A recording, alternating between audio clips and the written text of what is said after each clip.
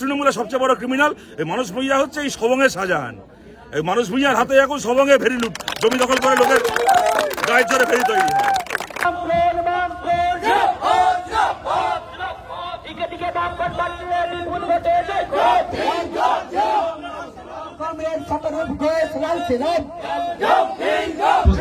আমাদের সিপিআইএম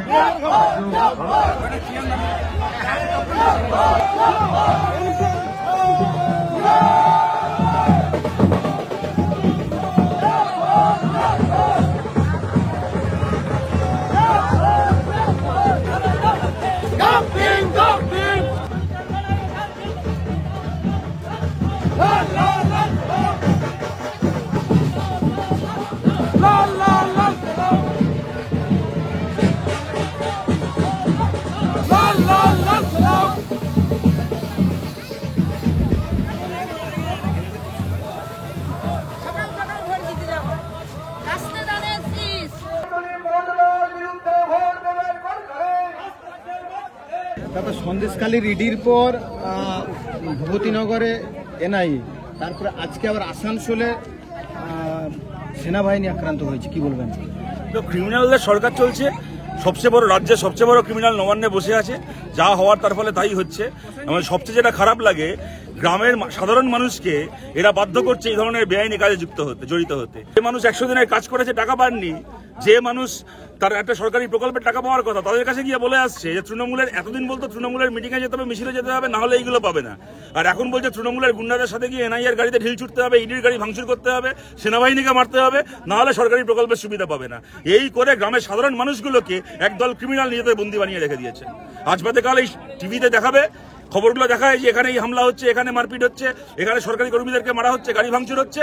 তারপরে মিডিয়ার ফুটেজ দেখে দেখে কালকে সিবিআই এনআইএ গ্রামের নিরীহ মানুষগুলোকে গ্রেপ্তার করবে। তৃণমূল কংগ্রেসের পাপের ভাগিদার হয়ে এই সাধারণ মানুষগুলো, এদের কোনো দোষ নেই, এদের কোনো ব্যাপার না, মাঝখান থেকে সাধারণ মানুষগুলো এদের পাপের ভাগিদার হয়ে কালকে সিবিআই কাস্টাডিতে, কালকে এনআইএর কাস্টাডিতে যাবে। এত বড় একদল ক্রিমিনাল এরা।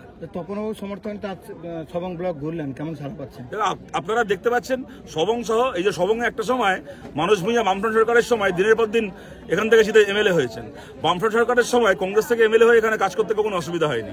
তৃণমূলের গভর্নমেন্ট আসার পরে উনি আর কংগ্রেস থেকে কাজ করতে পারলেন না। মার্ডার কেসে ফাঁসিয়ে দিয়ে, ওনার দলের লোককে খুন করে, ওনার নাম ফাঁসিয়ে দিয়ে এখন ওকে তৃণমূলে সামিল করিয়ে এখনও তৃণমূলের সবচেয়ে বড় ক্রিমিনাল এই মানুষ ভূঁইয়া হচ্ছে এই সবংয়ের শাহজাহান। এই মানুষ ভূঁইয়ার হাতে এখন সবংয়ে ফেরি লুট, জমি দখল করে লোকের গায়ের জোরে ফেরি তৈরি হয়। মানুষ ভূঁইয়ার নেতৃত্বে এখন সবংয়ে পঞ্চায়েতের ভোট লুট হয়, ভোট দিতে দেওয়া হয় না। মানুষ ভূঁইয়ার নেতৃত্বে এখন সবংয়ে এখানে চাকরি বিক্রি হয়। সবংয়ের শাহজাহান হয়েছে মানুষ ভূঁইয়া। এরকম ভাবে এলাকা এলাকা একটা করে শাহজাহান তৈরি করেছে।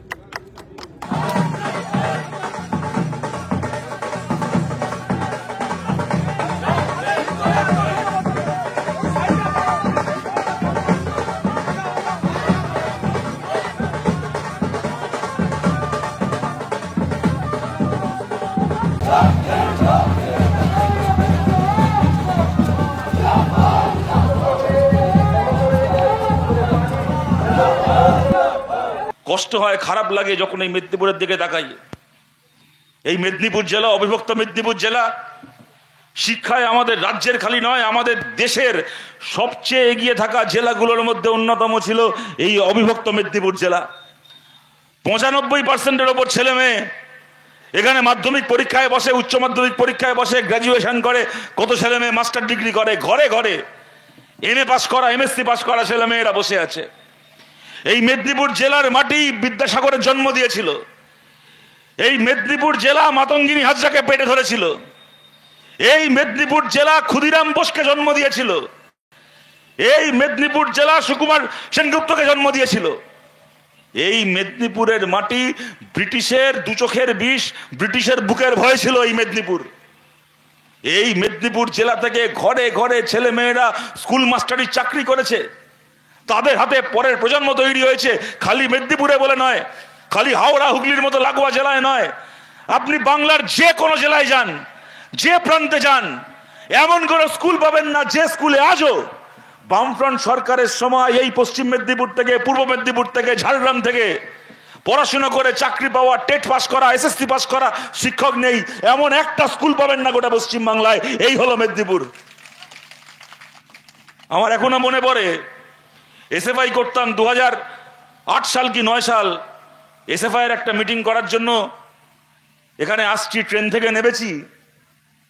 একটা সময়ের পরে যখন কোলাঘাট পার করে ট্রেন আরো এগোচ্ছে, মাঝখানে মনে হচ্ছিল বোধহয় ট্রেনের ভিড়ে চাপা পড়ে মারা যাব, ট্রেনে এমন ভিড়।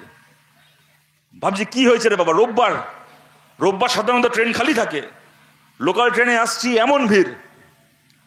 নেমেছি, স্টেশনে এক কমরেড বাইকে করে আনতে গেছেন, আমার সঙ্গে তখন এসএফআই করতো, আমাদের জেলার নেতা এসএফআই, যেখানে মিটিং হবে সেখানে নিয়ে যাবে। আমাদের সাংগঠনিক মিটিং এসএফআই এর খুব সম্ভবত জেলা কমিটি মিটিং ছিল বা কোন একটা মিটিং, এত বছর আগে আমি ভুলে গেছি। স্টেশনের বাইরে ওর বাইকে উঠেছি, বাইকে করে যাচ্ছি, 4 চাকা গাড়ি নয় বাইক, সেই বাইক রাস্তা দিয়ে 2 কদম এগোতে পারছে না, রাস্তায় এমন ভিড়, এমন গাড়ির জ্যাম। দুর্গাপুজো নয়, কালী পুজো নয়, ভাইফোঁটা নয়, ঈদ নয়, ক্রিসমাস নয়, বড়দিন নয়, কিচ্ছু না। কি ব্যাপার এত ভিড় কেন? ওকে জিজ্ঞেস করলাম তোদের এখানে কি আছে আজকে এরকম ভিড়? বলে আজকে টেট পরীক্ষা আছে। আমাদের এই জেলায় দুর্গাপুজোর দিন রাস্তায় এত ভিড় থাকে না, টেট পরীক্ষার দিন, এসএসসি পরীক্ষার দিন আমাদের এখানে রাস্তায় যেমন ভিড় হয়, উৎসবের মেজাজে ঘরে ঘরে ছেলে মেয়েরা যায় স্কুল টিচারের চাকরির পরীক্ষা দিতে। এই হলো মেদিনীপুর জেলা। আর সেই মেদিনীপুরে আজকে একটা আপনার ঘরে, আপনি এর আগে তৃণমূলকে ভোট দিয়ে থাকতে পারেন, বিজেপিকে ভোট দিয়ে থাকতে পারেন, আপনি আমাদের শত্রু নন। ওদেরকে ভোট দেওয়া কোনো সাধারণ মানুষের সঙ্গে আমাদের লড়াই নয়। আমাদের লড়াই কতগুলো চোর তৃণমূলের নেতার বিরুদ্ধে, কতগুলো দাঙ্গাবাজ বিজেপির নেতার বিরুদ্ধে। আপনি যে দলকে ইচ্ছা ভোট দিয়ে থাকুন না কেন, আপনি জানেন যদি আপনার বাড়িতে আজকে ক্লাস 7-এ 8-এ পড়া, 9 ক্লাসে পড়া, 10 ক্লাসে পড়া কোনো ছেলে থাকে, আপনার বাড়ির ছেলেটাকে, বাড়ির মেয়েটাকে জিজ্ঞেস করবেন, সেও জানে যদি পড়াশুনো করে কালকে চাকরির পরীক্ষায় বসি তাহলে পেটে গামছা বেঁধে ধর্মতলায় অনশন করতে হবে, পুলিশের মার খেতে হবে, লালবাজারের লকআপে যেতে হবে, এমনকি দিনের পর দিন চাকরি না পেয়ে পাখার ব্লেড থেকে মায়ের শাড়ি জ্বলিয়ে গলায় প্যাঁচ লাগিয়ে ঝুলে পড়তে হতে পারে। আর যদি দিদির পার্টি অফিসে গিয়ে, মমতা ব্যানার্জির পার্টি অফিসে গিয়ে মমতা ব্যানার্জির ছবিতে প্রণাম করে এক হাতে বেআইনি অস্ত্র আর এক হাতে মদের বোতল নিয়ে তৃণমূলের হয়ে তোলাবাজি করতে বেরিয়ে পড়ি, তাহলে আমার 3 তলা বাড়ি হবে, বাড়িতে এসি হবে, রাস্তার ধারে, হাইওয়ের ধারে আমার মদের বিয়ার বার হবে। ঘরে ঘরে ছেলে মেয়েদের জীবনকে শেষ করেছে। আজকে ওরা এসে বলে সিপিএম আমলে নাকি সবাই চিরকুটে চাকরি পেত। এবার আপনাদের একটা কথা বলি, যে টিভিতে মাঝে মধ্যে এই বিভিন্ন বিতর্কে গিয়ে ওখানে দেখি কিছু তৃণমূলপন্থী শিক্ষককে দেখি, তৃণমূলপন্থী অধ্যাপক, তৃণমূলপন্থী স্কুল শিক্ষক, স্কুল মাস্টার তৃণমূলের হয়ে তর্ক করতে আসে। আমি বিশ্বাস করুন, আগে বিশ্বাস করতাম না যে সিপিএম এর আমলে কেউ চিরকুটে চাকরি পেয়ে থাকতে পারে, কিন্তু এখন সিপিএম এর আমলে চাকরি পাওয়া এই তৃণমূলপন্থী শিক্ষক অধ্যাপকগুলোকে দেখলে না মাঝে মধ্যে আমারও মনে হয় এরা বোধহয় চিরকুটেই চাকরি পেয়েছে আমাদের সময়। পরীক্ষা দিয়ে চাকরি তো এদের পাওয়ার কথা নয়। আপনারা জানেন একটা সময় আমাদের রাজ্যে এসএসসি বলে কিছু ছিল না, তখন এই অভিযোগ উঠতো অনেক সময় আমাদের বিরুদ্ধে যে সিপিএম লোককে চিরকুটে চাকরি দিচ্ছে, সিপিএম নিজের লোককে চাকরি দিচ্ছে। জ্যোতি বসু তখন রাজ্যের মুখ্যমন্ত্রী। খোঁজখবর নিয়ে দেখা গেল 100টার মধ্যে 95টা ক্ষেত্রে এই অভিযোগ মিথ্যে হলেও কিছু ক্ষেত্রে এই অভিযোগ সত্যি। আমাদের নেতারা কেউ হয়তো টাকা দিয়ে চাকরি বিক্রি করতেন না, কিন্তু অনেক সময় এরকম হচ্ছে স্কুলগুলোর গভর্নিং কমিটিগুলো তখন সবই বামপন্থীরা চালাচ্ছেন।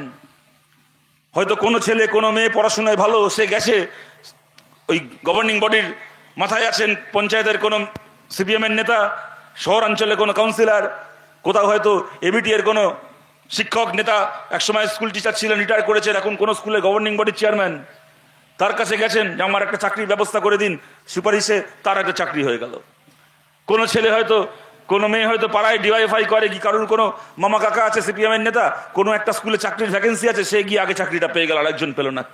100টার মধ্যে 95টা ক্ষেত্রে এটা না হলেও 4-5টা ক্ষেত্রে এরকম হচ্ছে।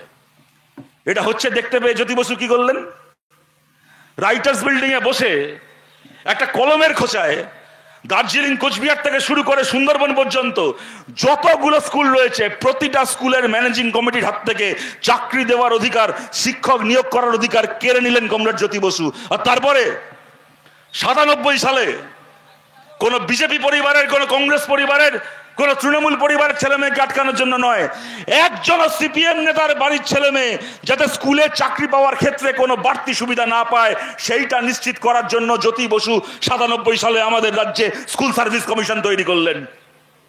97 থেকে 2010 প্রত্যেক বছর আমাদের রাজ্যে এসএসসির পরীক্ষা হয়েছে, টেটের পরীক্ষা হয়েছে। খালি তাই নয়, আপনাদের বলছি এখনো দেখবেন আমাদের রাজ্যে মাননীয় মুখ্যমন্ত্রী মমতা বন্দ্যোপাধ্যায়ের অনুপ্রেরণা ছাড়া কোনো কাজ হয় না। এই যে কদিন পরে 25শে বৈশাখ আসবে, রবীন্দ্রনাথের জন্মদিন, দেখবেন গোটা রাজ্যে হোর্ডিং লাগানো, রবীন্দ্রনাথ ঠাকুরের ছবি, পাশে মমতা ব্যানার্জি। মাননীয় মুখ্যমন্ত্রীর অনুপ্রেরণায় কবিগুরুর জন্মদিন পালন।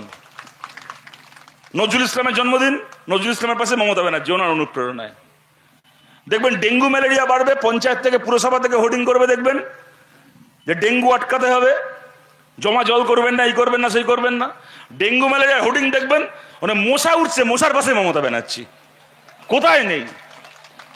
মাঝে মধ্যে মনে হয় আমাদের রাজ্যে এরপর সরকারি হোর্ডিং দেখবো, গাছের গায়ে লাগানো থাকবে মাননীয় মুখ্যমন্ত্রী মমতা বন্দ্যোপাধ্যায়ের অনুপ্রেরণায় এই গাছটা সালোক সংশ্লেষ করছে। আপনাদের বলছি, যারা দূর থেকে আমাদের কথা শুনতে পাচ্ছেন, আপনি তৃণমূলেরও সমর্থক হয়ে থাকতে পারেন, আপনি বিজেপিরও সমর্থক হয়ে থাকতে পারেন, আপনি যার সমর্থক হন না কেন, বামফ্রন্ট সরকারের আমলে যদি আপনি এসএসসি দিয়ে টেট দিয়ে চাকরি পেয়ে থাকেন, তাহলে জানবেন আপনি জ্যোতি বসুর অনুপ্রেরণাতে চাকরি পাননি, আপনি বুদ্ধদেব ভট্টাচার্যের অনুপ্রেরণাতে চাকরি পাননি, আপনি আপনার নিজের মেধায়, নিজের পরিশ্রমে, নিজের যোগ্যতায় চাকরি পেয়েছেন, কোন মুখ্যমন্ত্রীর দয়ায় চাকরি পাননি। আমাদের সাফল্য কি? বামফ্রন্ট সরকারের সাফল্য কি? আপনার মেধা, আপনার যোগ্যতার প্রতি যাতে সুবিচার হয়, সঠিক ন্যায় হয়, তার ব্যবস্থা আমরা চালু রাখতে পেরেছিলাম। আর আজকে আমাদের রাজ্যে জমকালো পরিবর্তন হয়েছে। এখন যে পড়াশোনা করবে, যে পরিশ্রম করবে, যে নিজের গতর খাটিয়ে, নিজের মেধা দিয়ে, নিজের যোগ্যতা দিয়ে করে কমবে খেতে চাইবে, বাংলায় তার মতো কপাল পোড়া আর কেউ নেই। আর যে তোলাবাজি করতে চাইবে, যে অন্যের জমি দখল করতে চাইবে, যে পঞ্চায়েতে বোম মারবে, যে ভোট লুট করবে, যে মহিলাদেরকে পার্টি অফিসে তুলে এনে ধর্ষণ করবে, তার মতো ভদ্রলোক বাংলায় আর কেউ নেই। সে মাথা উঁচু করে ঘুরে বেড়াবে, আর তার সামনে সবাই মাথা নিচু করে বসে থাকবে। এই পশ্চিমবাংলা বানিয়েছেন মমতা ব্যানার্জি।